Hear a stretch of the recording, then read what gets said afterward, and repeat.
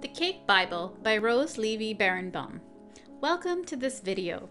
You're probably wondering why is she reviewing a cake book on Leaders or Readers. The Cake Bible by Rose Levy Beranbaum definitely diverges from my usual reads. But first, let me apologize for not uploading as frequently for the past couple of months. I've been working on a project that is quite a huge undertaking and it requires an extraordinary amount of research, fact-checking, reference checking, and also requires me to learn some new animation software. So I'm just a simpleton who's getting used to the Adobe Creative Cloud and then trying to learn a new animation software just added to my pain. But as soon as that is launched, I will be much more regular here. Another thing is that I've actually been making some wedding cakes this summer. And although my niche is academic and business related books, I occasionally like to partake in creative pursuits. So I falsely believed that I could read and write about scholarly and leadership type books 24/7 without taking a break to do other things for a while. But I did need a break. And all I can say is that I had so much fun learning to make wedding cakes, and I gained a whole new level of respect for cake artists. And I think learning new skills different from your area of expertise and comfort zone teaches you a lot about yourself and probably enhances your performance in your day job, so to speak. So to cultivate my creative side, I decided to make several wedding cakes this summer as an autodidact, meaning self-taught. I tend to learn very well on my own by consulting different sources and then immersing myself in an activity. And yes, I made real wedding cakes that were served at actual weddings this summer. And I am not a professional baker, far from it. I went into thinking, oh, it's just baking a cake, stacking it, and then placing a few flowers on it. How hard could it be? But my adventures and mishaps in baking this summer really humbled me. I even cried once while trying to ice a white cake that had a dark raspberry and blueberry filling, and it was oozing out of the sides. It was legit the ugliest thing that I'd seen in a long time, and I officially loathe fruit fillings. There is an ocean of difference between watching someone make a wedding cake and doing it yourself, and I suppose that goes for many things, and it was an important life lesson. I only vaguely knew what the differences were between American buttercream, Swiss meringue buttercream, a ganache, fondant, royal icing, gum paste, or stabilized whipped cream. I didn't know what it meant to torte, trim, and crumb coat a cake. I guess I just never paid any attention to those things growing up. But I'm pleased to announce that I'm much more informed now. So if you'd like to learn about some of my major takeaways from the Cake Bible and from my baking adventures this summer, then please keep watching. I would like to acknowledge the professional bakers that inspired me. Madison Lee of Madison Lee Cakes in New York City. Her cakes are like high-end artwork. You should check her out. Chell Sweet's Kitchen. She is positively adorable and so talented for being so young. I learned so much from her. Crazy Cool Cakes. They have the best vanilla butter cake recipe and their tutorials are second to none. Edna Dela Cruz. She taught me about high ratio shortening, which was so important for wedding cakes. Chef Alan Tatro from Global Sugar Art, he taught me about hot spots in an oven. And then there's Joshua from Man About Cake, John from Preppy Kitchen, Cupcake Gemma, I made her rainbow cake, which was delightful. Yenner's Cake Tips, he has the best tutorial on how to box and transport a wedding cake. Margaret Braun's Cakewalk, Martha Stewart Weddings, Sugar Geek, and of course Rosanna Pensino. But Beranbaum's The Cake Bible was something different. I dismissed reading this initially because it was published in 1988 and I just figured that the newer books and baking blogs were probably much better. I was wrong. The new stuff is wonderful, but the Cake Bible covers the foundations. And even though this is over 500 pages, I really should have started with this. The Science of Baking. Baking without an understanding of the ingredients and how they work is like baking blindfold. Rose Levy Beranbaum. Beranbaum is no lightweight in baking. She wrote her master's dissertation on whether sifting affects the quality of a yellow cake. And if you're curious, self-sifting actually does not uniformly mix dry ingredients. Instead, it serves to aerate the dry ingredients to help them absorb liquid more uniformly. Part of the reason I was drawn to learning to bake was because of the precision requirements of baking. Baking is essentially a complex food processing technique with physical, chemical, and biochemical changes occurring in the product throughout the process. So there's a correlation between cake quality and structural development, all which coincide with the starch gelatinization and baking temperature. Cake batters contain many highly reactive components that interact with other components. The foundation of a cake recipe typically includes flour, butter or vegetable oil, a leavening agent such as baking powder or baking soda, eggs, salt, milk or water, and flavoring such as vanilla extract. So here are some very cool sciencey things that I learned from this book and from my baking process. Cake ingredients fall into two main categories: those that form and strengthen the cake structure and those that weaken it. The starch granules from the flour are the building blocks of a cake held together by strands of egg protein. The setting of cake batter coincides with the gelatinization of starch. Sugars, emulsifiers, shortening, egg white, and gums significantly affect cake batter viscosity. The course of gelatinization in cake batters was affected greatly by several ingredients that include sugar. Sugars increase the onset temperature of the rapid viscosity increase, and sucrose is more effective than glucose and fructose. One molecule of sucrose is comprised of one fructose and one glucose molecule joined together to form a simple carbohydrate. Refined white sugar is turbinado sugar that is liquefied, centrifuged, and clarified with lime or phosphoric acid and then percolated through a column of beef bone char or mixed in a solution of activated carbon. This whitens the sugar and removes all calcium and magnesium salts. Cake flour is made from finely milled, soft winter wheat, which is high in starch and low in gluten-forming proteins. The two gluten-forming proteins are gliadin and glutenin. The finer granulation of cake flour allows it to absorb fat and moisture more quickly than hard spring wheat, which contains more protein. And it also has a lower pH that produces a sweeter flavor with a finer, more velvety crumb because of the greater acidity. Speaking of acidity, let's talk about red velvet cake. I love red velvet cake.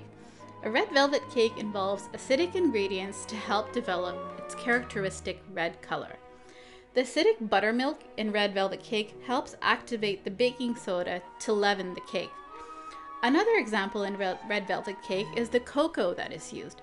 Natural cocoa, not Dutch processed cocoa, is astringent, bitter, and distinctly acidic with a pH around 5. Dutch processed cocoa, it's not as acidic as natural cocoa. So when combined with an alkaline ingredient such as baking soda, it will react to form carbon dioxide bubbles, which acts as a leavening agent. And as the astringent flavor molecules in natural cocoa are called anthocyanins, which react with the acid in the vinegar to deepen the red hues in the cocoa. However, most people still have to add quite a bit of red food coloring to achieve that brilliant red color that we see in southern red velvet cakes. Beranbaum also explains concepts in a way that I never thought to think about. She breaks down the recipe ingredients by its composition. So for example, an American pound cake contains 6 to 12% solid butter, 18 to 30% liquid such as milk or water, 27% flour, 27 to 40% sugar, 5 to 10% egg, and minuscule amounts of salt, flavoring, and leavening agents. And milk tends to add better moisture than water. Most recipes called for unsalted butter as opposed to salted butter because different brands add different amounts of salt to their butter. And salt really just serves to heighten the flavor of your cake. Baking powder. Double-acting baking powder are mixtures of dry acid or acid salts that liberate carbon dioxide partially from moisture during the mixing stage and partially when exposed to heat. Most baking powder loses its potency after 1 year, so be sure to check the expiry date. The larger your cake layer, the less baking powder you need in proportion to the other ingredients. I did not know this, and I wish I had read this before I baked my wedding cakes. A larger pan diameter means slower heat penetration and less support the rising cake receives because the sides are farther away from the center. Baking powder weakens the cake structure by enlarging air spaces. So by decreasing baking powder, you strengthen the structure and compensate for retarded gelatinization. The protein in eggs can react with sugar, so be careful not to overbeat. I almost never cream eggs, butter, and sugar together when I bake now. Overmixing the batter once flour is added can overactivate the gluten in the flour, and you'll end up with a tougher cake. So one way to avoid a tough batter is to mix the dry ingredients with butter first. I tend to find American buttercream far too sweet, and Beranbaum suggested that a better balance is to double the weight of the butter to the icing sugar. So she actually advises a 2.27 times butter to sugar ratio. Melting chocolate. When melting chocolate, never exceed 120 degrees Fahrenheit or there will be compromised flavor. Even a drop of water is like kryptonite for your melting chocolate. So as you can see, if you're used to adding a little bit of this and a little bit of that, then baking is probably not for you. And having spent several years working in laboratories, pipetting, centrifuging, meant that I was very comfortable with the exactness. I really loved the exactness of baking.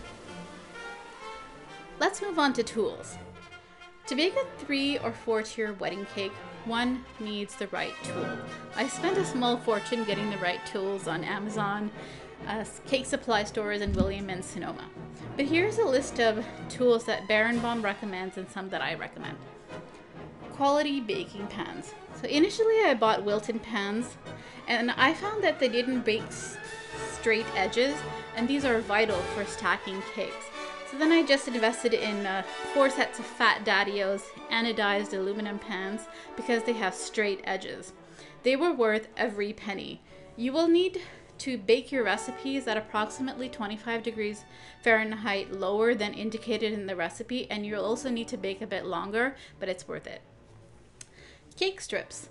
Cake strips are these moistened strips that you place along the perimeter of your pan, and they help to slow down the baking, and therefore the center and edges bake more uniformly instead of getting a hardened crust if you didn't use them.